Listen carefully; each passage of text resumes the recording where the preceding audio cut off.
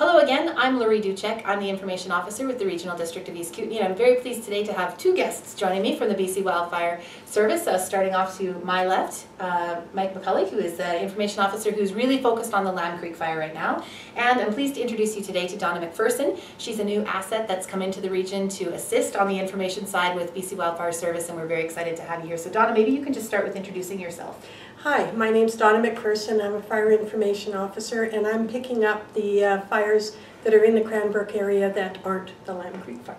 All right, and speaking of the Lamb Creek fire, Mike, maybe you can start things off today with just an update on where things are at. We're sort of late afternoon as we're recording this, and maybe you can give us an idea of where things are at today. Yeah, sure. Thanks, Laurie. So we know that the fire, as of yesterday, was estimated at about 1,800 hectares. So it had grown a wee little bit over the last few days, as we've been talking about. Today, quite a different story.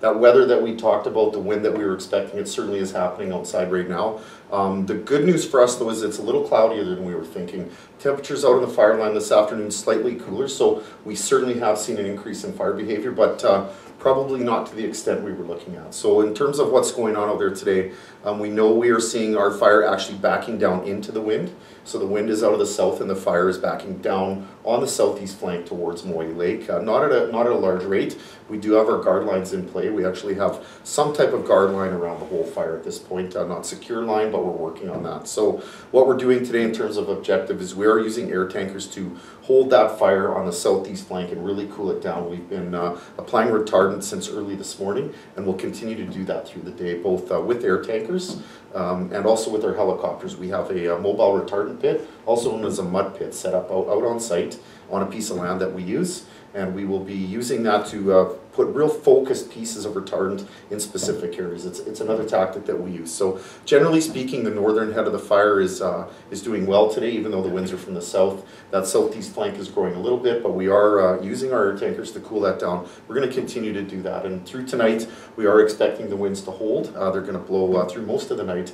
We'll be watching that closely. We have a night shift out on the fire. They do two things for us. They patrol and work fire line, but they also are our eyes and ears out on site. So if things were to change drastically, they're the folks that make the contact through to us, and we can adjust our tactics accordingly. So that's what's going on Lamb Creek today. We have over 80 firefighters out on site today, and we've seen an increase in that all week, and we're going to continue to see that.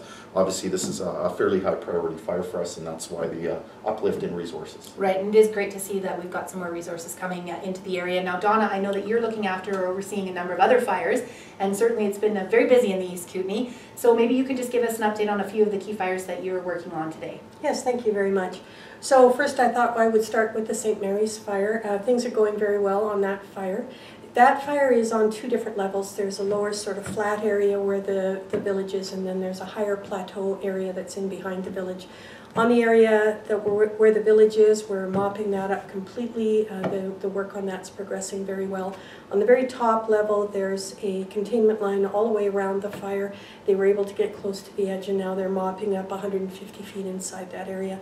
Once they get that done, there'll be consultations with the local First Nations government to see what the next step is.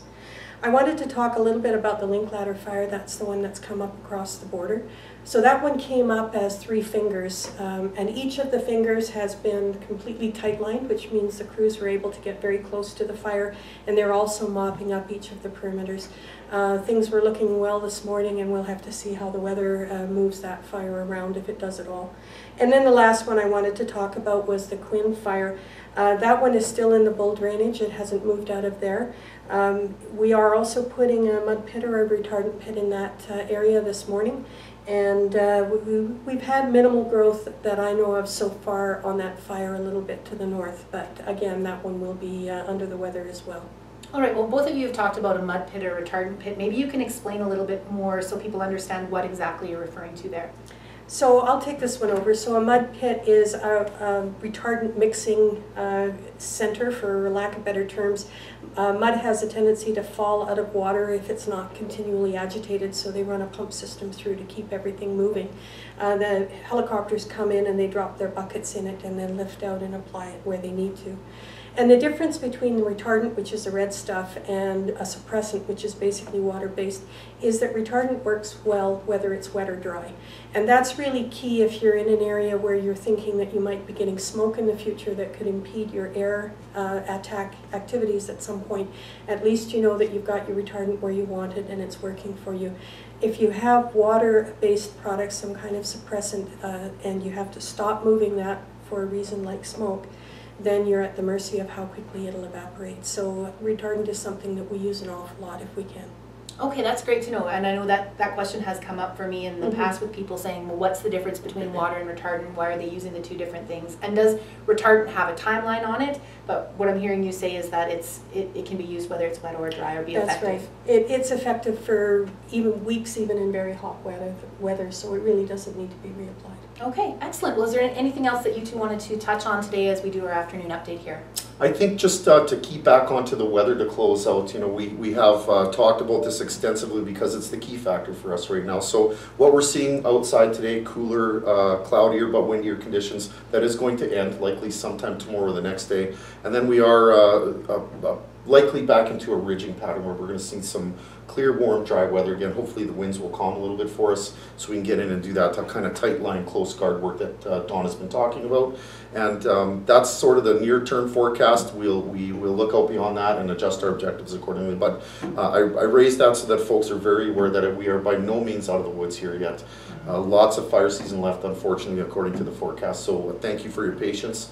And please stay on high alert in these evacuation order and alert areas. And I was going to mention that the evacuation alert remains in place on the St. Mary's River fire. Even though things are progressing well, it's still important for people to remain alert and ready should conditions change. So even when we're making good progress during these really extreme conditions, we all need to be making sure that we're continuing to pay attention to whether we're under order or alert, or if we're not, that we're ready either way, just because conditions are so extreme. Is there anything else that you wanted to add today? No, I think we've got everything covered. Okay, well, it's great to have you join us, and I'm certainly looking forward to working with you, and thank you for bringing the information you've brought today. Donna's face you'll continue to see in the days, hopefully not the weeks, but in the days to come, and Mike as well, which I know many of you are familiar with and starting to get to know him in the community. So thank you very much for joining us today, and we will all see you soon.